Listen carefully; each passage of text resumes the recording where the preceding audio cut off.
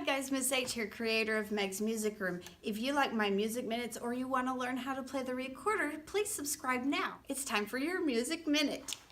So you know you were outside playing baseball and you fell and you broke your arm.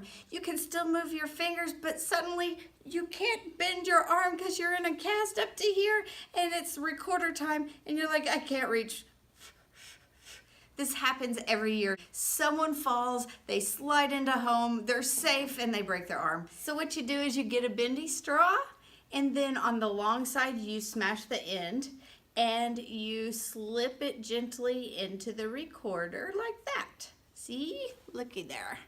That's how it looks. You don't push it in all the way. You push it in a little bit, and then you try it out. If it sounds good, you're ready. And if it sounds like it won't sound good, then you know you're not ready yet. So, it already sounds good. Now if you push it in too far, listen. Obviously that was too far, so you pull it back out. Still not good. Pull it a little more. Better.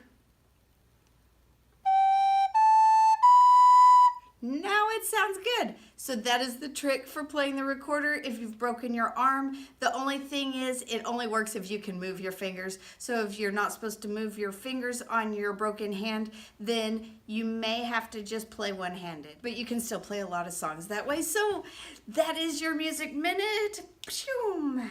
If you watched this video, give me a thumbs up to let me know you watched it. Check out my other music minutes and my recorder videos. Subscribe to my YouTube channel for updates. Click the links in the description below for my social media sites and for other great resources. And don't forget, Meg's Music Room, a music teacher's best friend.